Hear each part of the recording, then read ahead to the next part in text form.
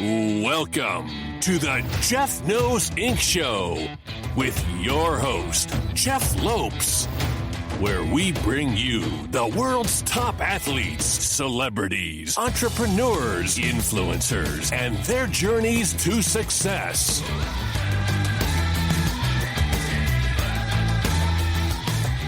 We're live on the Jeff Knows Inc. podcast. I'm your host, Jeff Lopes. Super excited to have on today Jimmy Farris. What is up, brother? Not much, man. I'm just enjoying a beautiful day here in Boise, Idaho, and happy to be on the podcast with you today. We're going to have a fun conversation. Let's start off right off the bat. I want to hear your story because, making it to that level as an athlete, it takes a lot of dedication, a lot of time, a lot of effort, a lot of family support. Let's start off with you. What was your first initial interaction with football? And let's take the story from there because I think there's lots of little nuggets we get in there. Yeah. So my first real interaction or introduction to football was watching NFL games on TV with my dad and my oldest brother. So my dad grew up in California, was an all-state high school football player in California, went to San Jose State on a football scholarship. And then my oldest brother was playing for the junior high and high school when I was a kid. And so grew up around that. And I remember vividly when I started watching football on TV, just loving it. There was not one thing that stood out that said, oh, I like it because of this. Something about the helmets and the shoulder pads and the competition and all of that. I just fell in love with it. And so started playing flag football when I was in third grade. In the town in Idaho, Lewiston, Idaho, where I grew up, there was no tackle football. So I played flag football all the way up until 8th grade, believe it or not. I wasn't big enough weight-wise to make the 7th grade team. You had to weigh 120 pounds, and I weighed right around 100. And so I didn't play football in 7th grade. And then in 8th grade, I started playing tackle football and was way undersized, not a great athlete. And when I got to high school, I just started working, decided that I wanted to be an all-state football player, get a college scholarship, and ultimately try to go to the pros. And that seemed like a long shot. I didn't know what that would take. I didn't know if it was even possible, but just knew that it was something that I wanted to do. It's actually a goal I set when I was 10 years old to be a professional football player. I wrote that down on a goal sheet in my 5th grade class. And, like I said, didn't know what that would take. Didn't even know what it looked like to work hard and be dedicated. I just followed what I saw other people doing, things that I read in books. I remember reading Bo Jackson's book and Magic Johnson's book and taking some of the things that they said they were doing when they were kids to try to become better and be better athletes, and ultimately got a college scholarship to University of Montana, became an All-American there. And then I went undrafted out of college, signed an undrafted free agent contract with the 49ers, ended up with the Patriots towards the end of that year, won a Super Bowl with the Patriots, and then spent 6 more years with the Atlanta Falcons and now Washington Commanders, and then retired officially in 2009. So that's kind of a truncated timeline, so to speak, left out a lot of details, but that's the gist of it. What positions did you play? So I was a wide receiver and played on all the special teams. So kickoff returns, kickoff coverage, punt return, punt coverage. So when you're in high school, I'm just going to assume Idaho is massive for football. Depends on who you ask. At that time, we didn't put a lot of college football players out. Certainly you not didn't, a lot of pro players. No, not at all. It wasn't a state known for putting out big time college players or certainly not any professional players. And so that, that's kind of what I was referring to. I didn't have any examples of guys that I could say, well, so-and-so made it, so I can follow in their footsteps, or being able to look at somebody and say, well, that guy made it, so now I believe it's possible for me. I just didn't have that growing up in the small town where I was. You always hear athletes and you always hear people say, and there's so much controversy behind when somebody says, I don't have a plan B. And then you'll hear a lot of people say, you always need a plan B. Yeah. Where was your mindset? Did you have a plan B, or was just like, this is what I'm doing, that's it? It's funny you bring that up. A huge piece of one of the things I talk about in my book, and a huge piece in all of my seminars and training, is that idea of no plan B. Okay.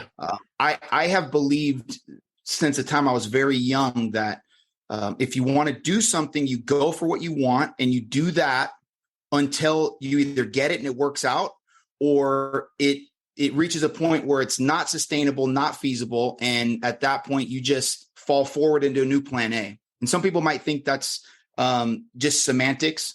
But for me, it really shapes a mindset that says, I'm all in. I'm not gonna deviate my attention or my focus or my effort towards anything other than what I'm doing. And if it doesn't work out, then I'll just move on to a new plan A. I just think so many people can get themselves distracted by thinking about, well, what's the fallback plan? Yeah. And it also gives you a little bit of an out. It takes you out of that back against the wall, got to make this happen mentality. And I saw so many guys when I got into the pros, for instance, that obviously made it to that level and then started to try to do all kinds of other things, start a clothing company or a record label or a business, something that they could fall back on when their career was over. And while I think there's a lot of sense in that, right? Because a lot of guys retire and don't have anything to move on to. What I found was that a lot of times those guys didn't last very long because so much of their focus was on setting up the fallback plan or the next thing or the plan B, that it took their focus away from plan A, what they're doing. And when you're operating at that level, the pro level or the elite levels in business, you have to have a singular focus on what the goal is at hand, what you're trying to do at that time, or you're going to fall into average, mediocre performance. I love it. I've been an entrepreneur for 26 and a half years. And I 1,000% agree with everything you're saying. It's just that mindset, right? That laser focus to get what you want to and not be scared to put the extra work in when people are not. So I love that. And you, as you're saying with other athletes, when they start doing that, they start seeing income come through their, and I'm a strong believer as an athlete, we'll talk about that after, when you get to a certain peak as a pro, you want to be able to take that time and brand yourself. So I think that's very important, the branding aspect, the branding aspect leads to so many other different opportunities and ventures. But I do agree that they become very comfortable and they become complacent in the mindset of, like you said, you have a backup plan if this doesn't work out. So their effort is not always 100% focused. It's not like they got to do this to put food on the table anymore, right? So I love that you have that mindset. When you didn't get drafted, how was your mindset? Let's talk about that, because you hear a lot of pro athletes. I'm a huge baseball guy. And I'm heavily involved in the baseball world here. Like I'm part of a board, and you hear a lot of really elite, especially now in Canada, a lot of athletes or a lot of these young baseball players are getting scholarships, or a lot of them are getting drafted. And you hear a lot of them in that mindset where it's like they're that draft day and the first round comes, second round comes, third round, and they don't get drafted. Where was your mindset that day, and did you think you were going to get picked? Yeah. So going into the draft, big picture, the mindset was, I don't care when I get drafted, where I get drafted, where I end up. I just want to be in a camp wearing a helmet come next week. Right. And what I mean by that is most teams, the weekend after the draft, will hold the first mini camp where they bring in all the new guys, mix them with some of the veteran players. So it's kind of their first opportunity to get a look at the guys that they draft or the guys that they sign. And it's your first opportunity to make an impression. And so for me, I didn't care where that was. I just wanted a helmet and a jersey and an opportunity. Yeah. And so in line with another thing that's huge for me, which is expectation, right? I'm a huge expectations guy. I expected to get drafted. I had every expectation that what I'd done in college and what I'd done my senior year, what I'd done in my pro day workouts would lead to me getting drafted. When that didn't happen, sure, there was a little bit of disappointment, but the focus immediately shifted to, okay, I just need to get signed as a free agent. So that now became the new expectation. I expect to sign as a free agent.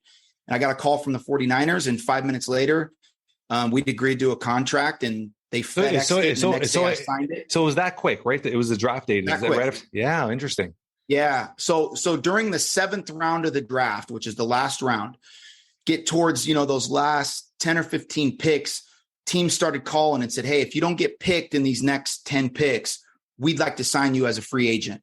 Is essentially how that works. So I started to get some of those calls. I remember talking to the 49ers and to the New York Giants, which was a favorite team of mine growing up. I was a huge Lawrence Taylor fan. Yeah. And ultimately, the 49ers called back first. I remember talking to my dad, and I said, I got the Giants and the 49ers that both said they want to sign me. What should I do? And we talked about it and decided that whoever calls back first, we're going to go with them. And so the 49ers called, and I said, yep, I want to be a 49er. And a week later, I was in Santa Clara, California at minicamp with the Niners. And like I said, I expected to get drafted, didn't care where. When I didn't get drafted, the expectation or the new plan A became sign as a free agent. And that happened, and I never looked back.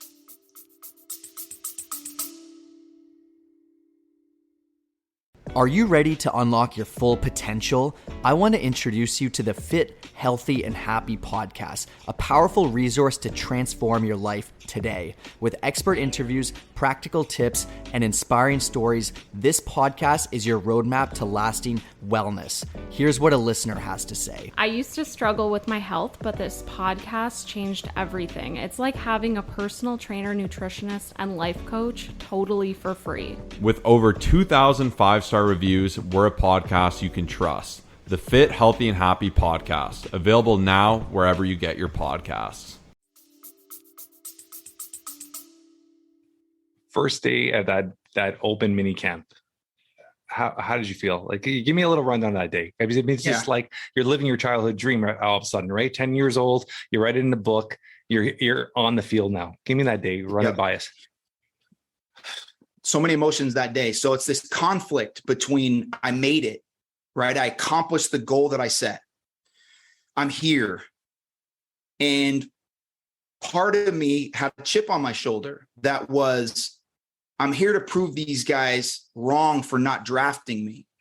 They should have drafted me. They didn't think I was good enough to draft. Yeah, they signed me, but I'm going to prove them wrong, that I'm good enough to be here, that I'm ready to go. So I was dealing with kind of that conflict of saying, man, I'm happy to be here. Goal accomplished, goal achieved. And you know what? I got a chip on my shoulder, and I'm going to prove these guys wrong. And I went in there my first day and basically flopped, fell flat on my face to some degree. I had a horrible session in a special teams drill as a punt returner. And that was really important to me because they already had a handful of great wide receivers, Terrell Owens being one of them. He was at the time probably the best receiver in the NFL. He's in the Hall of Fame now. I knew I wasn't going in there to be the next Jerry Rice. I wasn't going to be a starting receiver right off the bat. And so I knew that I needed to prove that I could play well on special teams and particularly be a punt returner. And I totally blew it.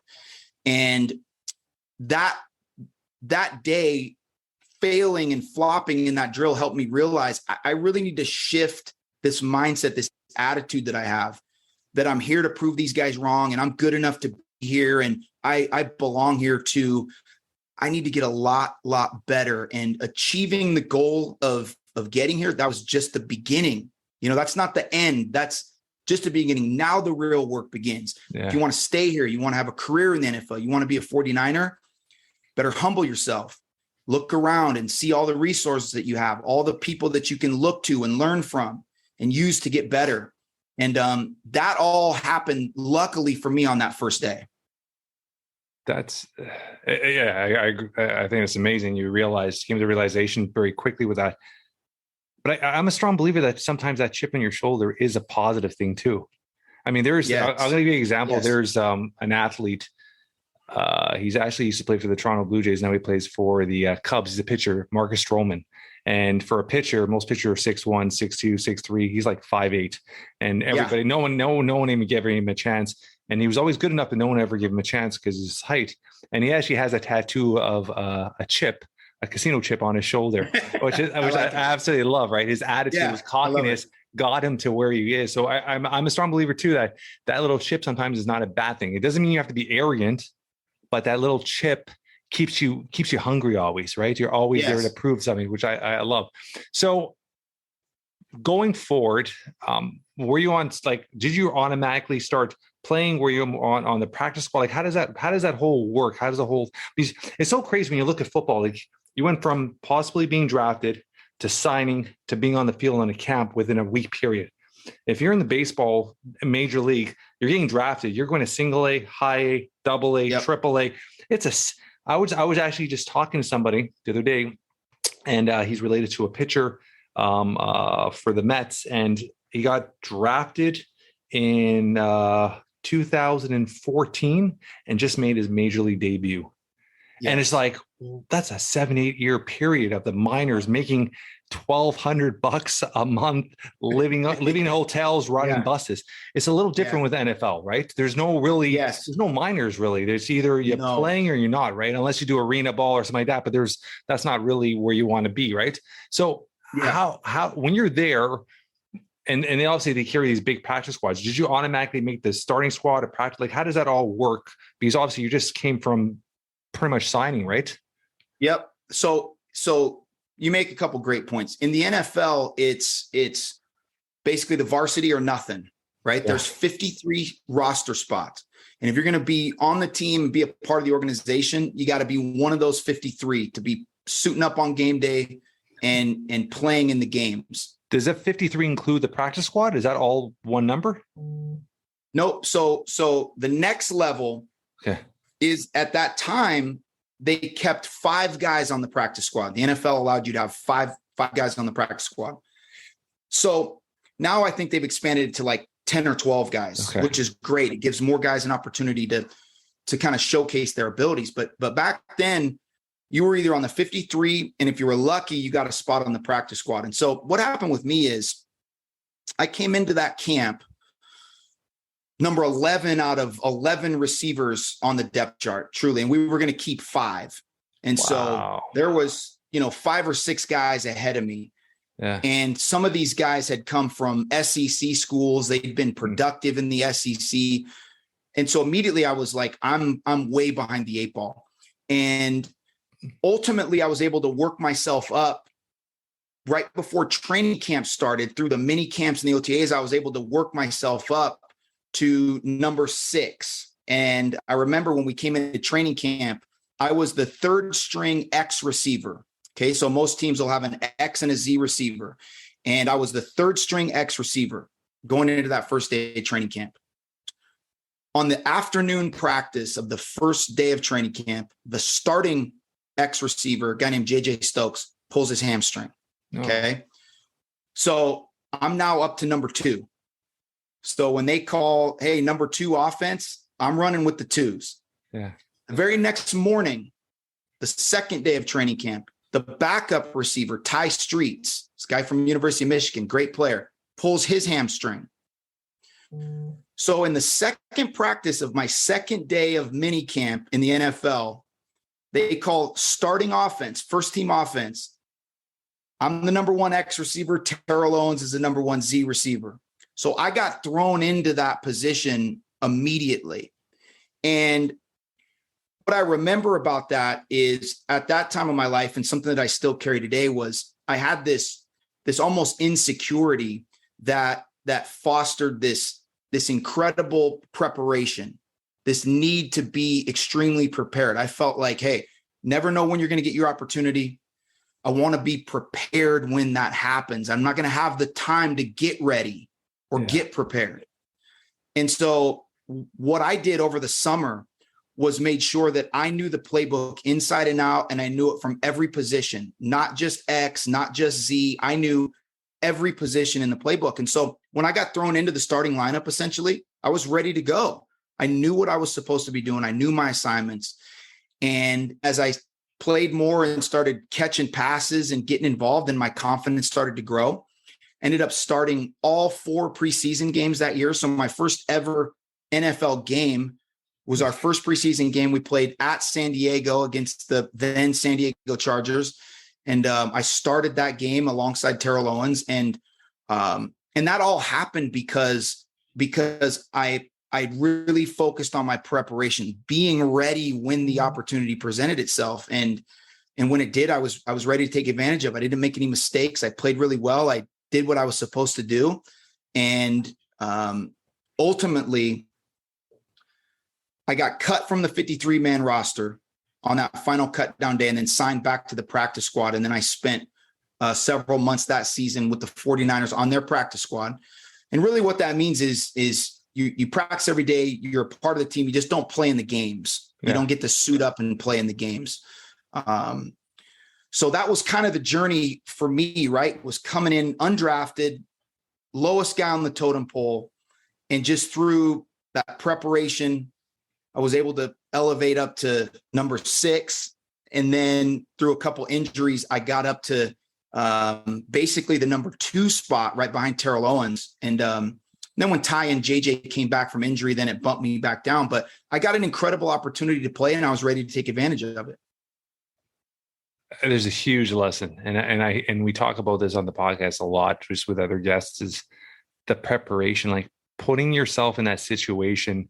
Doesn't matter what it is, business, sports, whatever it is, putting yourself in that situation where that mindset, if you've been in that situation, you've replayed it in your head so many times. Yes. So when you're there, it's so important, and you can utilize that towards anything in life. So I love that you said that, right? Yeah. Here's a point I want to make about that, because I obviously, like, I'm a nut for preparation. Yeah. And I think one of the things people miss is that, I work with a lot of people in business, and, all the way from employees to executive level. And I hear people a lot of times say things like, well, once I get that promotion, then I will fill in the blank. Once they start paying me $20 an hour, then I will. Yeah. And the key is that I had a conversation with a guy at the gym years ago, and he was talking about NFL free agency. And we were talking about some of the contracts that teams had given some guys. And he said, I can't believe the money they're giving some of these guys. And he brought up one player specifically, and he said, man, they paid him all that money, $20 million a year. Now he's got to go out and prove that he's worth it. Now he's got to go earn it. And I said, no, he already did that. That's why they paid him the money. They already saw him as a $20 million a year player. That's why they gave him $20 million a year. And so to kind of connect the dots on that, you don't get to wait until they make you the boss to start being a boss. You don't get to wait until they start paying you $20 an hour to start doing the things that somebody making $20 an hour. In fact, you won't get that promotion, or you won't get there until you prove that you're already that person. And that's where the preparation becomes so important, right? They'll make you the boss, or they'll put you in a position of leadership when they see that you're already a leader. They'll pay you the $20 million a year or the $20 an hour when they say that person is working at the level of 20 an hour or 20 million a year. And that all comes through the preparation, right? And so the reason why I was able to move up to number 6 and then ultimately number 2 was because when they looked at what I was doing in practice, they said, hey, this guy's ready to be a number 6 receiver. This guy's ready to be a number 2. He's not making any mistakes. He's productive. He's catching every ball thrown to him. He's practicing hard. When they saw that, then they moved me up. They didn't say, hey, well, we're gonna throw him in the spot and hope that it works out. They don't do that in life and business. Very rarely do you get thrown in and somebody just says, we'll see, right? You're going to get the promotion when they say that person is a supervisor. Let's move him into that position. That person's a CEO. Let's move him or her into that position. Yeah. That's how that works. Yeah. Preparation. And then, I mean, it's just, I mean, there's luck involved too. I mean, there's always opportunity comes, but you have to be ready for the opportunity. A lot of what you're mentioning has to do with reframing, right? You're reframing a lot 100%. Of how you interact or how you digest everything that you're intaking and how you put it out towards the world. How do you talk to yourself? There's a lot of reframing there, which is something I'm a strong believer in. And it's something I go about teaching. Like I do this all the time, even dads that I work with, a lot of dads. And it's like, a lot of dads will turn around like, oh, I got to go pick up my kids. No, you get to go pick up your kids. I got to go home for dinner. I get to go home for dinner. It's the simple reframing and understanding of the opportunity, not the negative aspect of it. So I love a lot of what you're saying. I'm clicking and seeing the reframing there. So I love that. So that whole season, did you have the opportunity to get off the practice squad and actually play, or how did that work? So that didn't happen until the New England Patriots had some injuries at wide receiver. They ended up suspending a guy and called my agent and said, hey, we'd like to sign Jimmy to our active roster. Does he want to be a Patriot?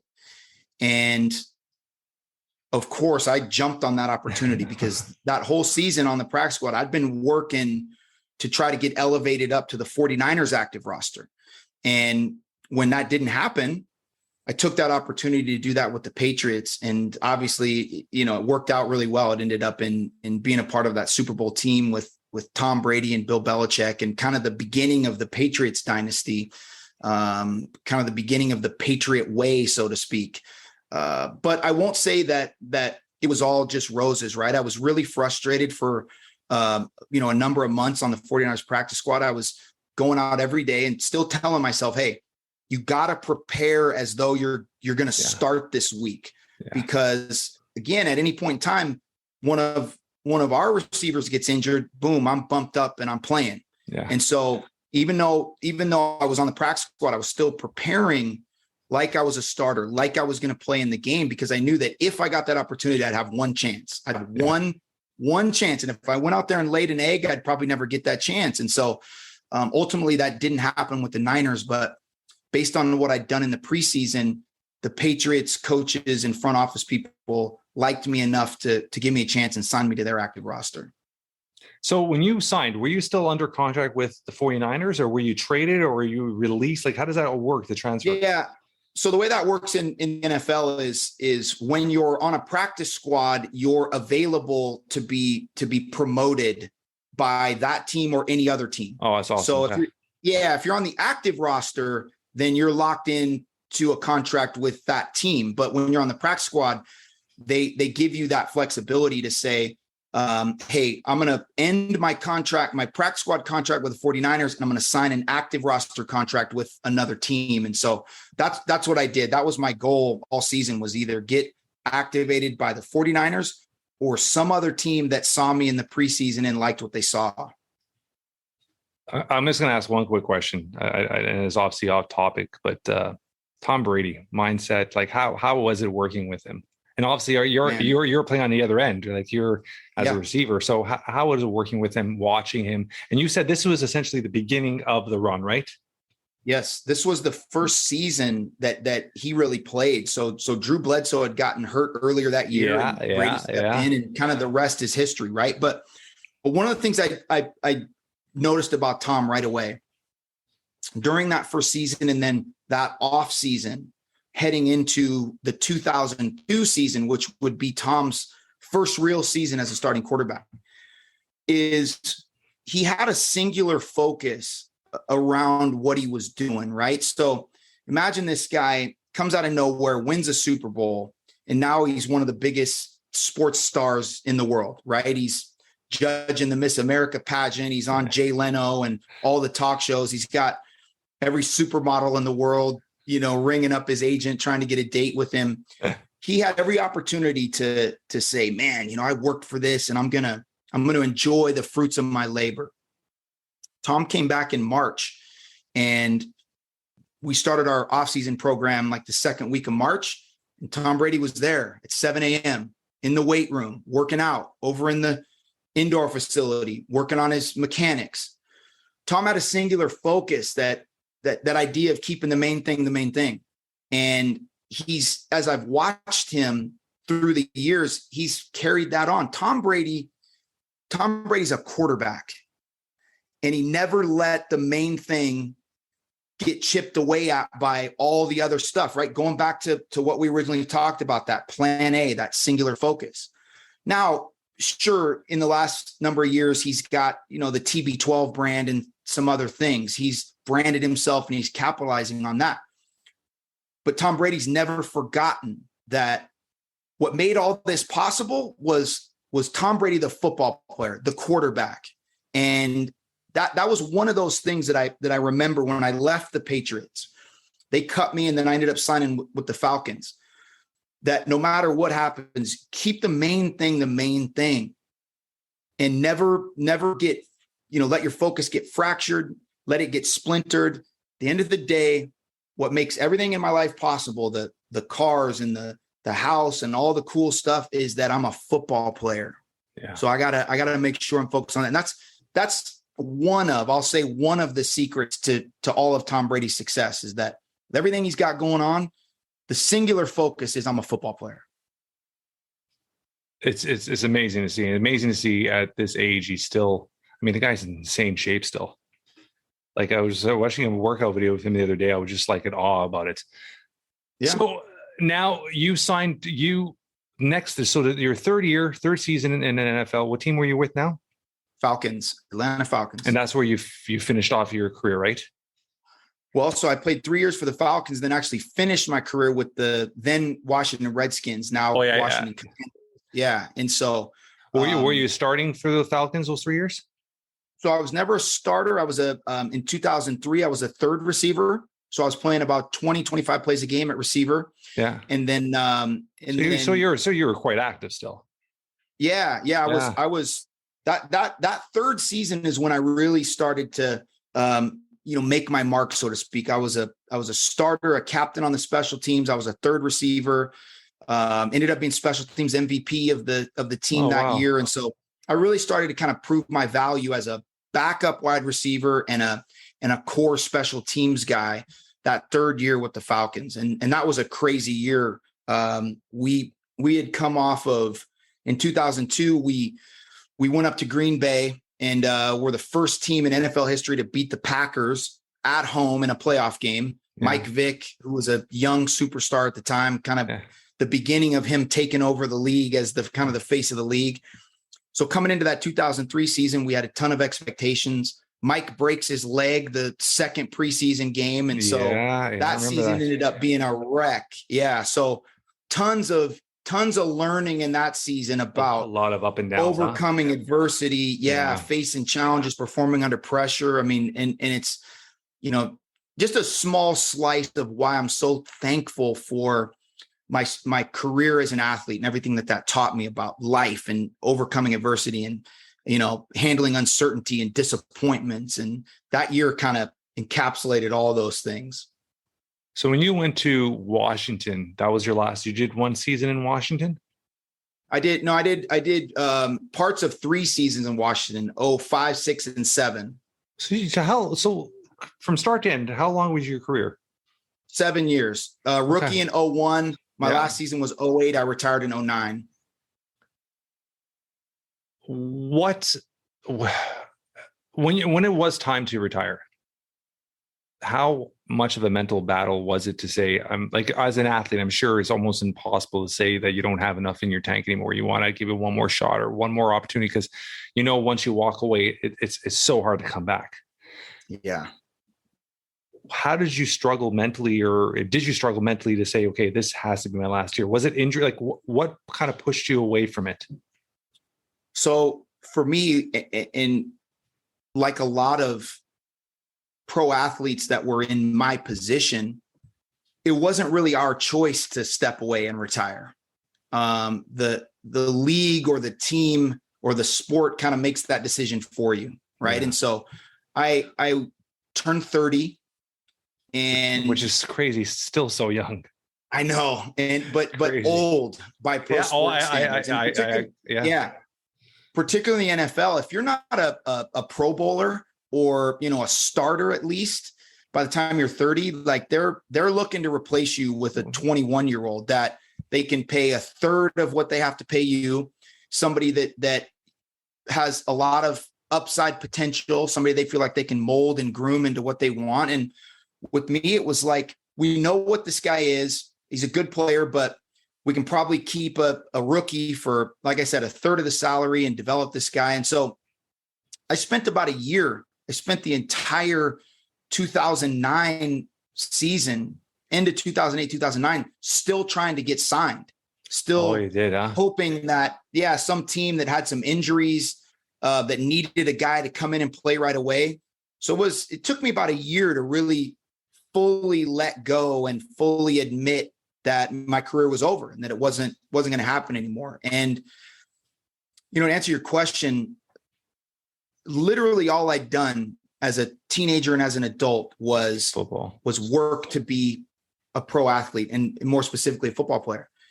And I didn't know who I was if that wasn't a part of my life. I push back when people use sayings like, well, whatever it is, it's not who you are, it's just what you do. Right.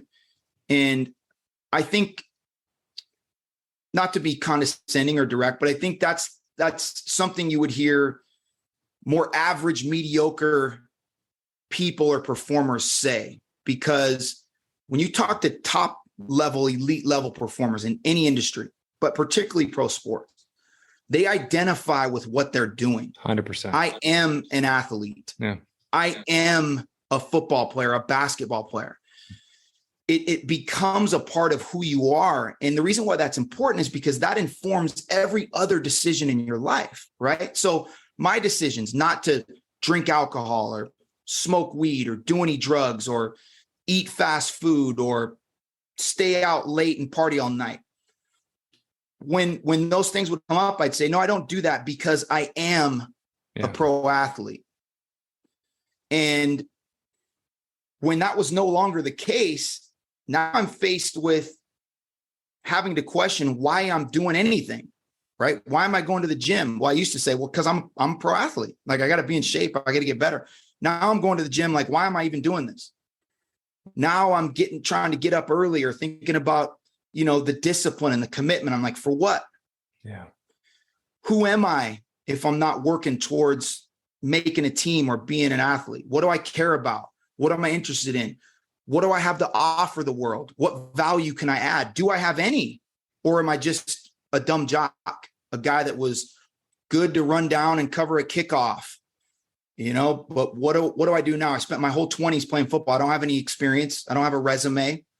I struggled mightily with that for several years. And, I tell some of those stories in my book about how I ultimately got back on track and overcame that. But that identity crisis is a monster. And, one of the things I do now is I work with people who are going through a transition. Maybe they were at one point a C-suite level executive or CEO of a company. And now they're out of that and they're thinking the same thing. Who am I if I'm not, John Smith, the CEO of, or whatever? And it's a rough transition. It's a very rough transition. And the identity, I mean, I've talked to a ton of athletes on this podcast. I mean, I've actually become good friends with Brad Johnson, NFL Hall of Famer quarterback. I mean, just guys like that. They all go through it. The identity, especially even guys like to have really short career, like UFC fighters. Yes. I mean, I had Chad Mendes on and he struggled with it. And now he's actually, after a few years, now he's back doing bare knuckle because he needed that almost that purpose. Yes. And it's so crazy when you hear that identity. And it goes by, you had the opportunity to play in the NFL. There's a lot of guys that get to the college level, where there's football, baseball, whatever the sport is, and it ends there. And and they don't know nothing else.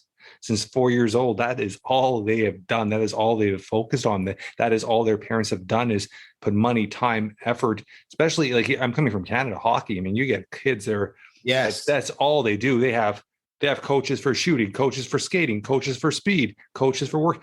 And they get to 16, 17, the draft in the OHL, and then they never get drafted in NHL, and they're stuck at 17, 18, not knowing what to do. And you think about that as if, they still got their whole life ahead of them, their whole careers, but it's just that identity just locks in, and that depression, that anxiety of like, who am I now? It's so real, right? And every time you talk to athletes, unless you've had this incredibly long pro career and you're ready to step aside, it's I would say majority of the people go through what you went through, right? When you look at everything now, when you sit back and kind of like almost take everything like you're looking into a globe now, take a step back, and would there be anything you would have changed? The one thing I would have changed is, and again, only in hindsight. Yeah. Can I look back and of course, say, this is, you know what 100%. I mean? Yeah. Like that's the crazy part about it, because I can sit here now and say, yeah, I would have done X, Y, and Z. But for me, that change would be cutting that NFL career when it was over, just being able to say, you know what, this is over. You've got to move on. And again, that's only in hindsight that I can say that I spent 3.5 years, remembering the past, kind of nostalgia, thinking, man, life was so great then. And I was doing what I loved. And now I'm not, feeling sorry for myself. Yeah. Spent a lot of time victim mentality. Absolutely.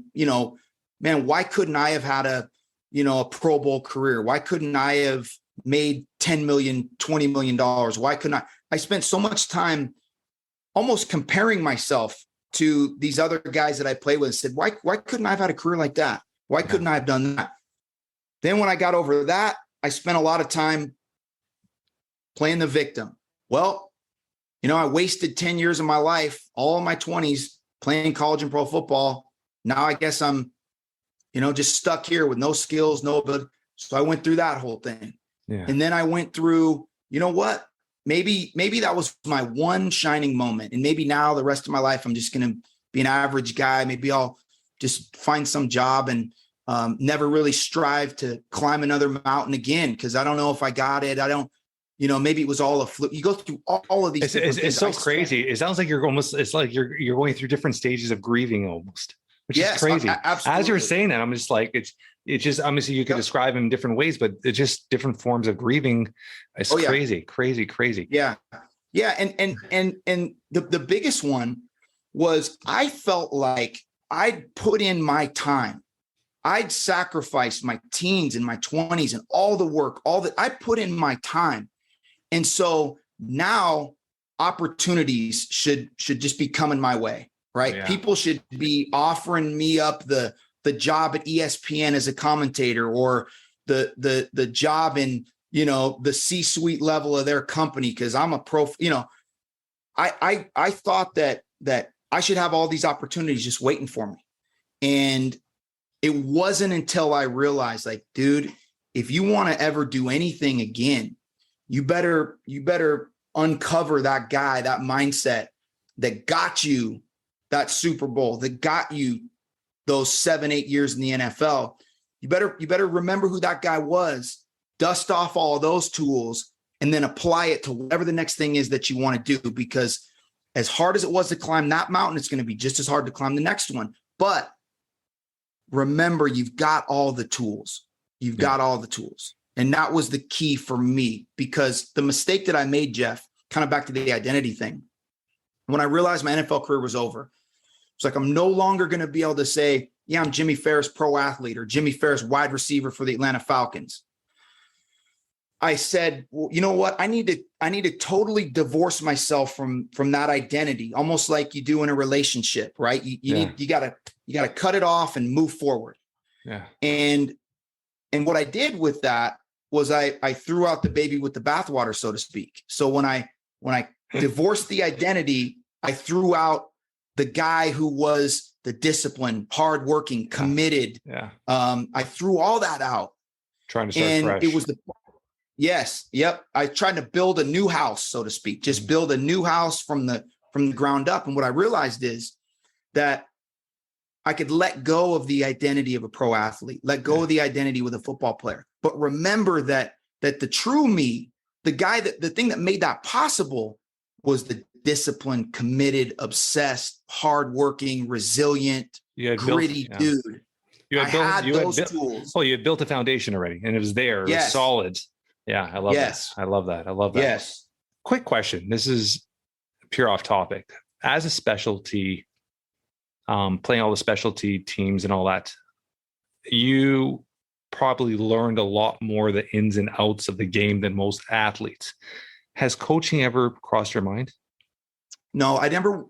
Funny you asked that, because that's been a persistent question. That is okay. Okay. Yeah, which is great. I don't love football on that level. I don't love the X's and O's of football. I don't love the game from a truly strategic level, right? Yeah. I'm into the strategy of it. I'm into play calling, and I like that. But I never wanted to waste 1 ounce of my life spending 18 hours in a coach's office worrying about how we're going to convert on third down, or worry about, high stress jobs. Man, I watched so many of the coaches that I loved and respected that I played for. Yeah. That would go months without any quality time with their wife or their kids. Oh, and 100%. You know, they're leaving the office at 3 a.m., going home, sleeping till 5 or 6, getting up and being back at the office by 7. Yeah. I did not want to sacrifice that for football anymore. Yeah. And so what I did, because I love to coach, is transition that over to what I'm doing now, which is coaching the mindset, habits, practices, principles of elite level performers, coaching business people on how they can implement that. And so I still get to kind of scratch that itch to coach and give back some of the knowledge that I learned over those years. I just do it now in a business professional setting versus in a sports setting. What do you do competitive wise for yourself now? I mean, why ask that? I mean, when you have that drive, whether it's golf or there's always that itch just to compete. Is there anything you do right now? Boxing. We do boxing, which is funny. I spent how many years getting my head knocked around, 6, 7 concussions, and the sport of choice that I transitioned into was boxing. Okay. That's interesting. Do you know what my full-time business is? Your full-time business? Yeah. For 16 plus years. I started a company January 2006. So 2006, January 20th. It's called Kimura, where we manufacture, design boxing and martial art equipment. And wow. I've been doing that. So I'll when we get off the air, I'll take your number and I'll send you some stuff, but that's what I do. We have 130 something products. We deal with about 1,800 gyms. We've been doing this for 16 plus years. Yeah. So we design, we manufacture everything from the start, all the equipment. That's incredible. So, boxing, the martial arts in general, but boxing was one of my first loves. I mean, truly. It was, Interesting. Oh yeah. Along with watching NFL and college games when I was a kid. I remember 1985. So I would have been 6 or 7 seeing my first Mike Tyson fight. He fought Jose Revolta. I'll never forget it. And falling in love with boxing and watching Sugar Ray Leonard was still in the game at that time. I remember watching his fight with Hagler and watching Tommy Hearns toward the end of his career. If there would have been a boxing gym in Lewis and Idaho at the time, you would have turned pro boxer.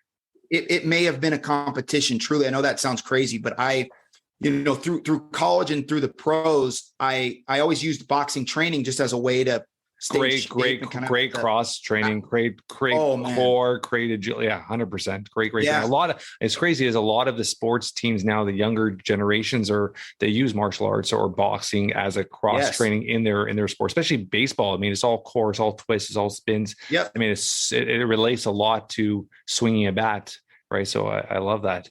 How often do you train? So I train 3 days a week on the pads, on a heavy bag. It's been since I moved back here to Idaho. I haven't sparred much. I had a gym in Atlanta where a guy named Burt Wells, amazing coaches a ton of amateur fighters, a few pro fighters. He trained me and coached me. And we had guys like Evan Holyfield, who's Evander Holyfield's son. Trained there. Evander would come by the gym every so often. And so still in crazy shape at his age. Oh man, crazy. And the thing I love about Evander is he's one of those guys that he's a boxing head too, obviously, and he loves to talk. So I grew up watching Tyson, Holyfield, and those guys. So the first time he came into the gym, I was like starstruck. I was like, dude, there's Evander Holyfield. And so I sat down right next to him and just started chatting his head off. And, over the course of a couple years, we got to know each other, and he's told me all the stories. And one of the true highlights of my sports life, believe it or not, back in 2018, I entered an amateur tournament. So master amateurs.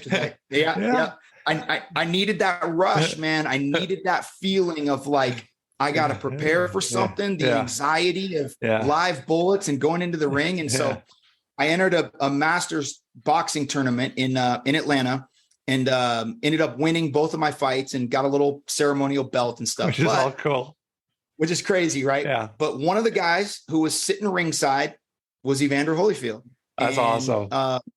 I remember I said to him after the fight, because his son Evan had worked my corner with our coach Bert, and I said to him afterwards, I said, "Man, I grew up watching your fights. I mean, I remember it from the cruiserweight days all the way, to the very end." And he was always a small heavyweight. He was. And but I said to him, one thing I never, ever dreamed would happen after growing up watching all these Evander Holyfield fights, that Evander Holyfield would watch one of my fights. That's pretty awesome. So it was a full circle moment for me, man. It was incredible. I want to talk about one little topic, and then I want to just talk about what you're doing a bit more. Let's talk about what you said. You had 7 concussions, and this is something with obviously the movie Concussion coming out a few years back. Was it 4 or 5 years with Will Smith? And when you hear all the discussions now of athletes committing suicide or just or getting so depressed and losing family, and just there's so much controversy around the whole concussion stuff, but at the same time there's a lot of hush around it still. Mm-hmm. Where's your mindset with that? Like, do you believe there's enough attention to it yet, or is it something where the sport is always going to push it back because it's just it's a barbaric sport, and it is what it is, and people do it on their own understanding and they love it? Where's your mindset with that? So I think a number of places. So I do think the discussion has been elevated to the place where it deserves to be. Okay. Right. There's a big focus on concussions. And what's crazy is more so at the junior level, so to speak. And what I mean by that is in the Pee Wee leagues and the Pop Warners and junior high and high school football, there's a big push for safety around head trauma and traumatic brain injury, which I think is really where that focus should be. 100%. When you're younger, 100%. You're not as well formed. You're much more susceptible to traumatic brain injury that has lifelong consequences. Yeah. I think as you get into college and certainly into the pros, to the point that you made, we accept that. We accept that reality in football and hockey and soccer. Yeah. Certainly. Oh, so it's crazy. It's crazy that I was reading a stat, the amount of concussions in soccer. Unbelievable. It's crazy, crazy. Yeah. It's more, they say it's more than NFL. Yeah. Yep. And when you get up to those higher levels, that's something that you accept as a part of the reality. And I think that in years past, the NFL, this is one of the things they talked about in that concussion movie. The NFL just didn't want to talk about it, right? They didn't want any spotlight on that because their business is high flying, violent, big collisions. That's what brings the crowd to their feet. Yeah. And probably in the last 6-7 years, maybe 8 years, the league has started to, put that into proper focus, right? The protocol on the sidelines, if a guy gets dinged, the protocol to allow that person to go back into the game is much better than it was when I played. Yeah. Now, if you get a concussion, you're going to be out a minimum of 2 weeks for sure. Every concussion that I had in college and the pros, I was right back on the field the next week. As long as I could, as long as my eyes weren't crossed and I wasn't stuttering my words, they were like, "You're good to go. Get back out there." And so I think for a long time. Let me ask you a question. Sorry, before you finish that, have any of those come back to bite you? Like, do you ever have headache? Like, is that something that you've dealt with and you're good with now? So one of the things the league does is every 2 years, I get myself and other former players get a full brain, and they call it a brain and body scan, right? And so we go to a Cleveland clinic, in Miami or Vegas or a couple of different locations, and get a full cognitive evaluation and full body blood work and the whole deal. And so I say that to answer your question by from a cognitive standpoint, all those tests and everything, I pass those with flying colors. I've got,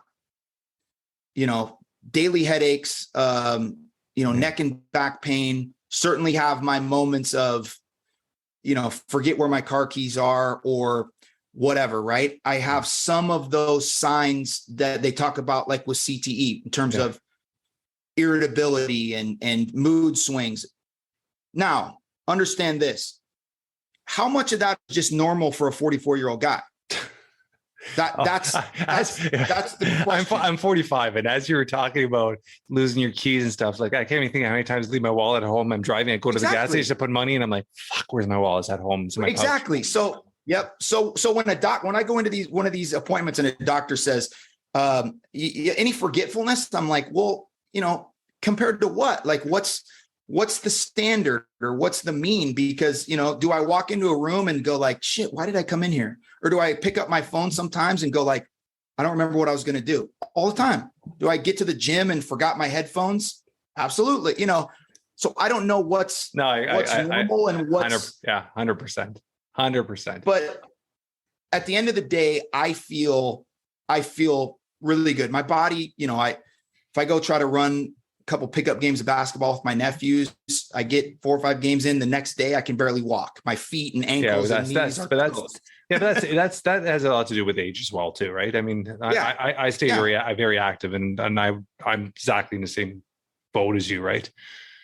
So, just one last thing with that, and I love that you brought this up, is that's the scary aspect of a lot of high school, college level athletes that are not going to make it to NFL. They're not going to get drafted. And they are getting probably as many, if not more, concussions at that level, because you are still, especially in the college level, you're dealing with kids that are 6'6", 300-pound beasts already in college, smashing. You're running at you, super athletes running at you full speed. That is where I think the conversation, just like you said, needs to be. The college, the high school, because there's so many kids that are finishing at that level, college, high school. They're never going to play football again. And now they're going to suffer for the rest of their lives with the headaches, with the concussions, all that stuff. So that I do agree. That's where I think a lot of attention has to be pushed towards. And I think is still not there. Even here, hockey, I mean, hockey or any essentially contact sport, you need to really, really start from a very young age and really educate people. And if they decide to make their own decisions, at least they're educated and understand the circumstances that could come with it. So I appreciate that. Yes. So business-wise now, you wrote a book. You have a podcast?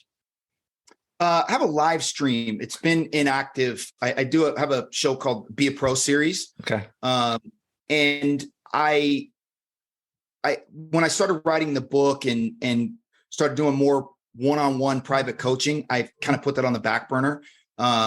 So I'm not as active in that, honestly, maybe as I should be. And I don't know what that standard of should, what that is, but, so I don't do a lot lot of that. I enjoy it. I like being on other people's podcasts, but, it's a great branding aspect, right? And sure. And all this is a form. Like I've been a guest on 100+ shows. I've recorded 100 and I think you're 188, 189 episodes in 2.5 years. Awesome.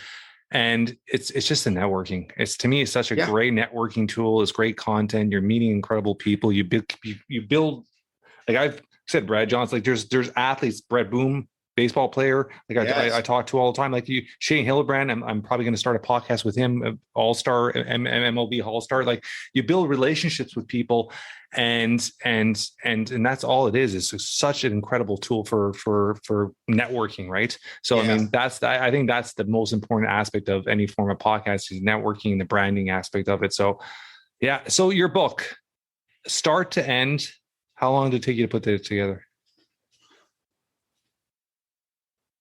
8 months. That's fine. And I had a lot of those stories that are in the book were essentially already written because I use those as vignettes in different speaking engagements. And so there was a lot of those I was able to just plug them in and tweak them a little bit. But the hardest part of the book writing process, which you understand, was once it was done, right? And I air quote that because once I said, okay, it's done, and then you hand it over to your editor, you realize it's nowhere close to being done. It was like, the lady that did my editing just tore it apart, man. Yeah, I had the exact same thing. Actually, I took about 6 months. The first book, which is called Entrepreneurial Dad, back there, and it took about 6 months to write it, and then the editing process was another 4.5 months almost. Yeah, absolutely. And that's the most frustrating part because, you have to go back and add more here, or this needs to be more fleshed out, or this. It's just the way we're thinking about our mindset of how it should be presented, but they understand of how people read it. It's a different mindset, right? So absolutely, a lot of stuff she'd be like, read this. And she's like, and then she'd turn around and give me a couple of days. And okay, now I want you to read it to yourself. And then I'm like, oh, fuck, that doesn't make sense. Okay. Doesn't make sense. Yep. And you're starting it over again and all that. This has been awesome, brother. Is there anything you want to leave with our audience? No, man, I appreciate the opportunity so much to be on. And, obviously, if anybody's interested in the book, you can get it on Amazon or beaprobook.com. And the book is called Be a Pro. Book is called Be a Pro. Yeah, we'll put it on all the show links and all that stuff like that for our guests. Yeah. And just essentially the book is kind of what I talked about at the beginning. It's the mindset of an athlete, of an elite level athlete, from my perspective, both my own and people that I played with, and essentially how you can apply that to your life or your business to, hit some of your personal goals, improve your business, increase your sales, all those type of things. It's those habits, practices, and principles, how you can apply them and get the result that you're looking for. And then, the bigger part of my business and what I truly love to do is the speaking aspect. So I get to do workshops and seminars and keynotes with different companies. And that's, Jeff, I had a guy ask me one time, what's one word I would use to describe myself? Typical question. And I said, fortunate. And he said, I like that. But he said, I was looking for something like dedicated or determined or whatever. And I said, no, fortunate. And the reason why I say that is because I got to live a childhood dream, right? I got to play in the freaking NFL, which is like insane. Just a dream, right? How fortunate do you have to be? So many, you talk about luck, so many things happened for me and went my way. And then now what I get to do for a living is I get to go out and speak to people and use my experiences and the things I learned to help them achieve a goal or achieve a dream and add value to their life. And I get paid to do it. And I can't believe they pay me to do it. Right. And you should probably cut that part out because people will start asking me to do it for free. But I was about to say that too.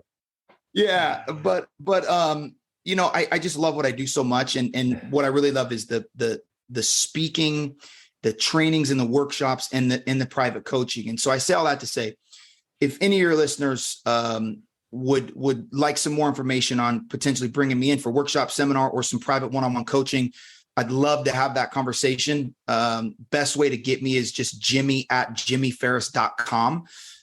That's my business email. And you can find me on all social media, just @JimmyFarris. And the website's jimmyfarris.com.